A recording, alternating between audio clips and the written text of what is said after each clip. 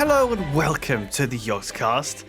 Today, me and Duncan are going to play some Civ5. Hello! Well, you're going to play and I'm going to watch. Yep. Yeah. So, lots of people requested that I would go through my strategy for playing Civ. Now, I am not actually very good at Civ. That's a good start. Ben is better than me, but I feel like a lot of the people in our group don't really even know the basics. So I'm going to go through some of the basics. Not the very basics, some fairly advanced stuff, actually. But hopefully, Duncan, you can ask questions. Yeah, and tell Lewis me is going to share all his little tips and problems tricks with us. you have. Hopefully, make me better.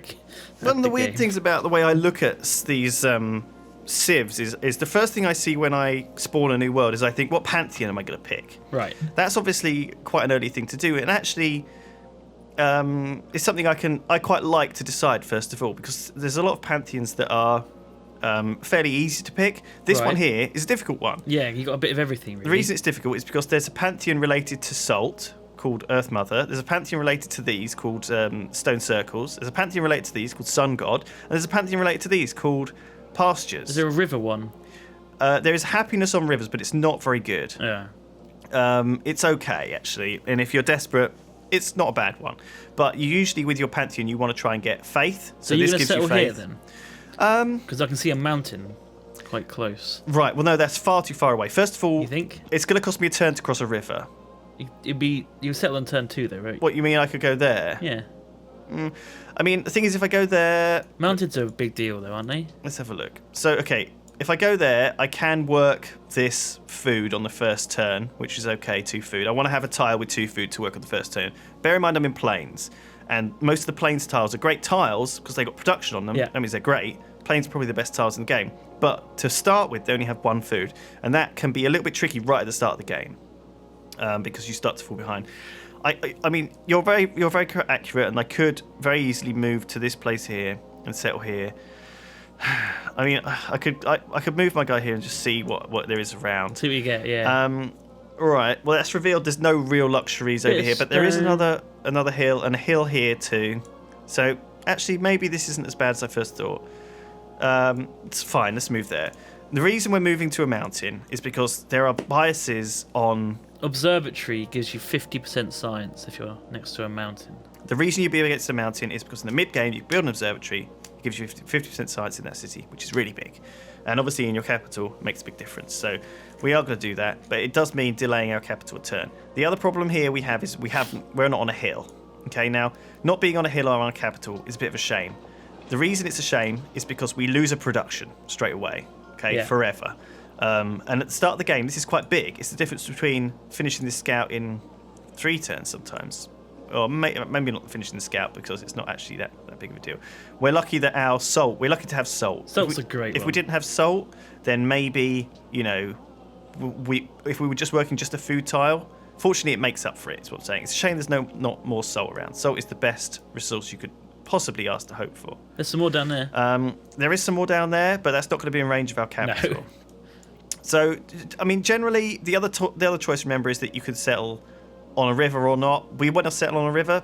The reason is it's what you call fresh water, and it allows you to build gardens, a water mill, and various other improvements in your city, which are important. Okay? If we were on the coast instead, that would be a very different scenario, and we'll go through that later. What I really want to talk about here is the early game, Duncan. So the early game is when you put together your core cities. You want to try and get 4 cities, going tradition, the classic route. We're not going to go.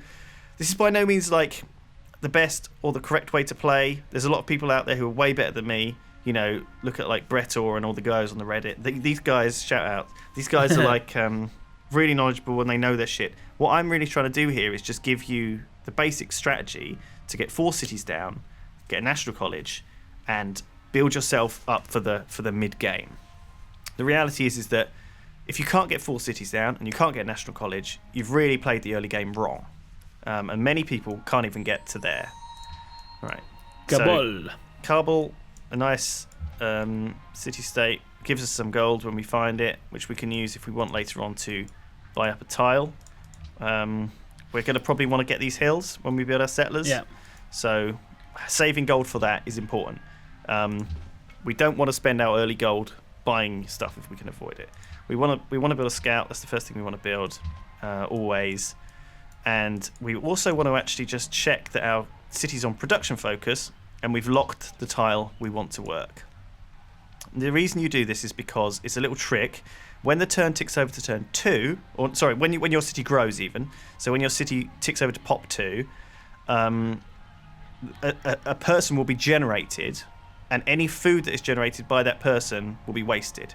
So with this setting... So you want him to automatically go onto the hammers? Yeah, what will happen is that person will be generated on hammers. Now, that of course means that I actually have to remember to take him off the hammers when that happens. Yeah. So I have to pay attention. So don't do this if you don't want to pay attention. I think the big thing about multiplayer is that we've got 90 seconds when we play multiplayer or less to take our go. And also we've got to communicate with 6 other people and chat and be funny and talk about all the other crap that's going on. You end up missing stuff that you wouldn't do if you're playing on your own. And so this is by no means what I'm going to try and talk to you here about is min-max type things. So, okay, we grew, and because that guy worked, suddenly we're 1 turn away from the scout. That's really, really quick. I want to add a worker to the queue, and then as soon as that worker is done, as soon as pottery is done, I'll switch over to getting a pantheon. Okay, cool. So what I'm doing with my warrior is I'm looking out for a second city spot. Okay. I think that down here is looking promising. There's a couple of salt there and a river and some mountains as well, actually. That's quite nice. So I think here's probably looking good. But what I'll do is I'll get this first. And there's some cows. And then I'll re-scout this area a little bit. You don't think right in the middle there, next to the mountain? We'll see what's around here.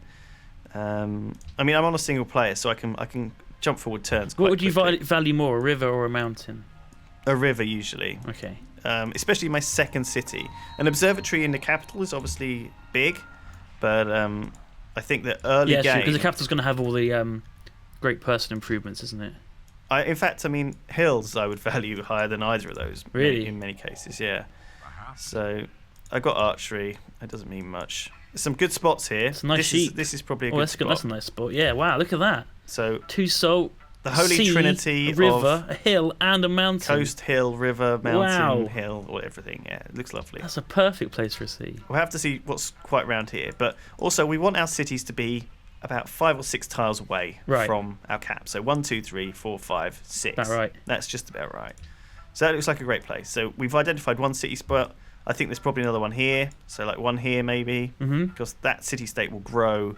Maybe depends. The city states will tend to grow towards resources. So Yeah. I can't see a resource here or here. So I'm inclined to believe They that won't go for the salt, it's too far. it'll be. If I sit up here, I'll get this area. If I sit here, I'll get this area. I don't want to be too far away. I don't want to be in a line. You know, I want to kind of build my expansions nicely around. Yeah, because you've got to build roads between your cities, which you don't want to cost too Obviously, much. I know that Sweden is this way. Sweden. And this looks like the edge of the world here, the coast, which is quite surprising. And here Oh, wow. is a natural wonder, which is Mount Sinai. Now, Mount Sinai That's a nice one. gives 10 faith, which is big. Or is it 5 faith or more than that? I don't know. I don't know what that symbol means. 8 faith. It's actually 8 faith when I mouse over it. There you go.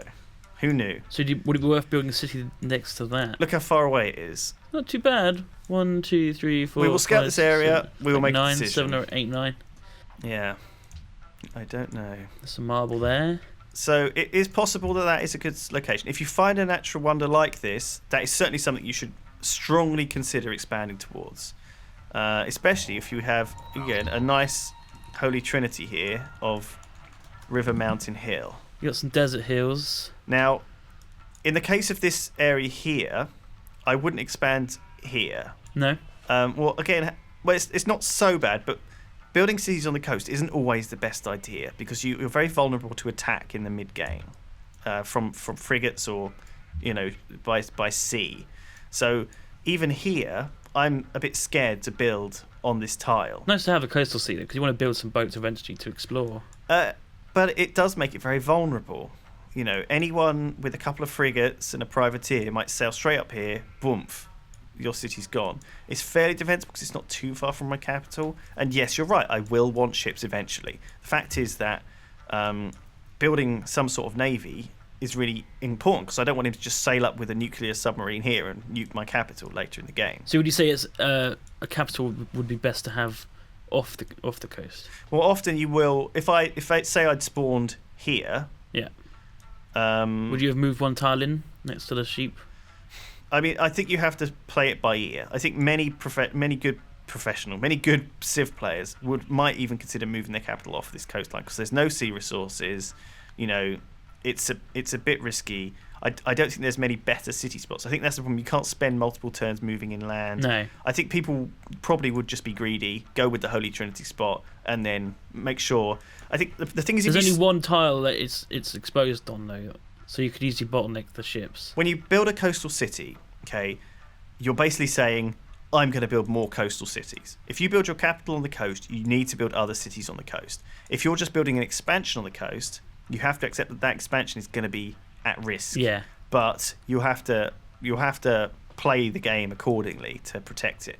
I think like if they spend a lot of sea resources attacking your city in the mid game, at least they're not taking your capital. Yeah. You know, so it's not as bad. The reason you build expansions is that you want people to attack them instead of your capital. Your capital is often just as easy to take as any other cities. But the only problem is it's often shielded by other cities that are blocking it. So, you know, if you have a capital that's exposed on one side to an enemy, they'll just take that and that's your whole civ gone, basically. Your capital's very vulnerable, often. Right, so I'm scouting out my city spots, and I think, honestly, this game, I can see where I want to go with it. It's not complicated. I need to get mining, obviously, to get that salt hooked up. So let's do that. You have to prioritize research early towards basically. You see what I got? I got pottery, and then I got animal husbandry. The reason you get animal husbandry is because it reveals horses. And horses, if you have one, if I was lucky and one of them had just popped here, suddenly that would be an extra production tile. Okay? I should be working this instead of that. In fact, I probably should be working this instead of that. So I wasn't really paying attention to my city. So you don't kind of like beeline for a wander early on, like a great library or something like that? That is often a trap. You can do it, but it needs to be a strategy that you go with as part of. It's not in my mind as a thing that I necessarily do, at least in the early game. I'm talking about early game here, and my early game standard, the best strategy you can really do is get 4 cities down, get a national college, and that's what we're going to do here. Okay, and then we can pretty much leave it, and then we'll move on to like the next kind of. I think after we've done that. We'll look at some other stuff. Okay, so now I've got some barbarians. Now, barbarians are irksome, but they are not by any means the problem, which a lot of people make out they are. In many cases, we have a lot of problems with barbarians in our games, and it shouldn't be the case. Obviously, you need to balance between identifying city spots and protecting your city, and the best way to do that is to make sure your scouting units don't go too far. If you have them on auto-explore, they fuck off like miles off. Yeah. And then they'll never come back. And they have to serve this dual purpose, really. So I wasn't really paying attention. I should have been paying better attention. But we got the worker out before the shrine. That's a bit of bad. Oh, I see. Bit of bad thing. What I do is You've only just got pottery there, haven't you? Or did you get animal husbandry after pottery? I got animal husbandry after it. Yeah. So I'm a bit. I would typically pause the worker to build the shrine first, but in this case, I'm not actually super worried about it now. You're getting farms out, which is good. I'm not going to work that tile though. That's the thing. I'm going to work these other tiles before. Oh, right. I just wanted them to do something. The problem, the difficulty is I've got plains though, and plains are great for farms, so this isn't the worst situation. But I think actually. Mostly what I will do is I will build that shrine first quickly because I want to secure a good pantheon. Okay, now a good pantheon would be, for example, if I was in the desert and I wanted to get desert folklore. Yeah. I need to build that shrine as soon as possible. I've not found a religious city-state. This guy isn't one. This guy isn't one. It's a cultural one. So if I'd found a religious city-state, boom, maybe I would have been lucky enough to found one straight away. Instant pantheon. And if you're lucky enough to find one straight away, sometimes you just go for God King, which is a really good one, because suddenly you start getting all these extra resources in. But if I wanted to make sure I was getting a specific one, say I had 3 copper or 3 gold or 3 silver. I always find that God King is the one that you go for if you haven't got like a really obvious one. That's right, it is. It's a safe bet. Yeah. And here I've got a lot of choice. I've got, and I think my choice really is between. If you go for the salt one, your second seat's got a lot of salt. Yeah, it has. This is a bit annoying. So okay, I'm sort of. So the way this works is that these guys could normally move to here, but they can't because there's a unit adjacent to them. Ah, right. And that means so units when they're next to each other, they're sticky and they prevent movement. So that's why I couldn't move 2. A lot of people don't know that. I didn't know that. So a good way to stop those barbarians from taking your workers would be to move on next to them with a unit. Yes, yeah. So you can move one square. It's cool. I can't remember what it's called, but it's something to do with like stickiness. I can't remember. So anyway, shoot them. I'm gonna shoot them. I've managed to get these guys over here, so I just sit them on there. They can carry on working, no problem. I can actually finish these guys off. Job done. Nice. So this is going fine. I did actually lock this on here, which wasn't a very good idea. It turns out because the food it gives me means I'm growing in 20 turns, which isn't actually really very good. I might as well stick it on the production because then that you're growing means, at all now, though. Well, 20 turns might as well be pointless, though.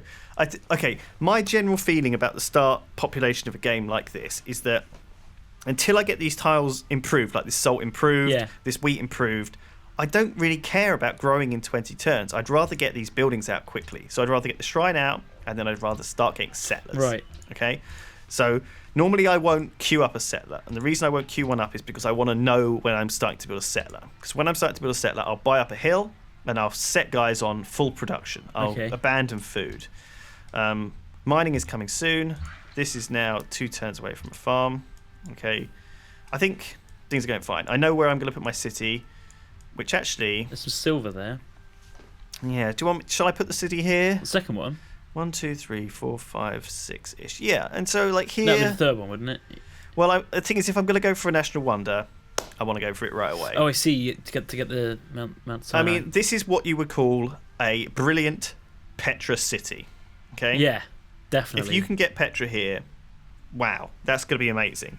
And faith is pretty big, actually, as well. It can be pretty big in these games. Now, it's so big, in fact, that it's making me think maybe I don't even go tradition. Okay, now, I always want to go tradition. And for the scope of this game... It is worse than it used to be, though. And it's not that bad. It's barely any different, Duncan. For the scope of this game, for the scope of what I'm teaching here, I don't think you should ever go liberty. You should never put a point in liberty. You should never put a point in honor. You should never put a point in piety. They're just not as good as tradition under any circumstances. Okay. And I know with liberty, I'm going to be able to go bam, bam, bam, free settler. But I'm hard building a settler in 2 turns' time anyway. So that's just as quick, I think, as having to go through the liberty tree and get enough together. I feel like the problem with the liberty as well is that when you open liberty, you're going to get less culture, and you're going to be able to, and that you won't get to this free settler for a while. I just never find it has enough value. So I'm not a fan of liberty. Something wrong. Oh no! What's wrong? So I went for Delicatessen. Delicatessen.